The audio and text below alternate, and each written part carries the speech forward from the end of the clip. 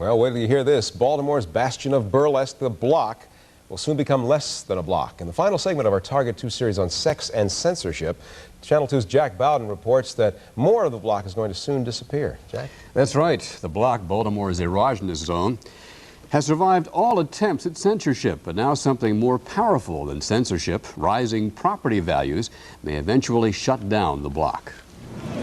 Harbor Place has transformed Baltimore into a major tourist attraction. But once upon a time, most of the tourists who came to Baltimore came to see the Block. There you go, sir. Check it out in the Club Miami, man. All young pretty girls on the inside of here. These girls will make your fantasies come true in here. Girls have always been the main attraction on the Block. Even when young comedians such as Red Fox, Don Adams, and Joey Bishop worked these clubs, it was the girls people came to see. Today, most of the girls are on film, and some are inflatable. But there are still real live females, mostly go-go dancers, but a few classic strippers, ecdesiasts, H.L. Mencken called them, and they still bring in the customers. I know people that come here specifically to visit the Block from out of town. You still get a lot of tourists? Yes, sir. Couples still come down here? Yes, sir. They still come down to watch a show.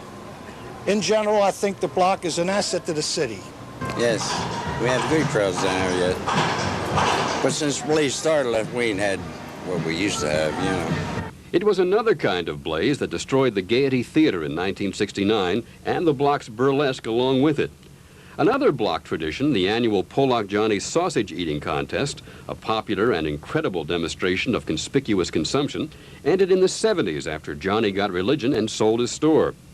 Meanwhile, many bars and peep shows were shut down and boarded up to make way for new businesses. The new police headquarters building replaced a whole block of such establishments. And the Block, once 3 blocks long, shrank to just 1 earlier this year when this parking lot took another block. And now a new city office building under construction behind what's left of the Block is being expanded, condemning 8 more Block businesses: the Villanova Show Bar, a peep show, Pollock Johnny's, 2 bookstores, an arcade, and around the corner a flop house where the owner's dog was once the desk clerk.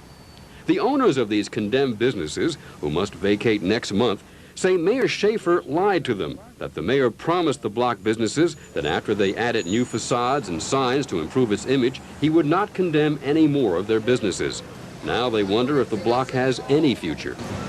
Do you think that eventually all of the Block will disappear? Yes, I do. Just a matter of time? Right, and that's what I'm afraid of. Guys like me is, you know. Where will you go? I don't know. But the owner of the 2 O'Clock Club is still optimistic, though she wouldn't comment on camera. However, the owner of the Miami Club, Tom Quaranta, did. Do you think the Block, what's left of it, still has a future?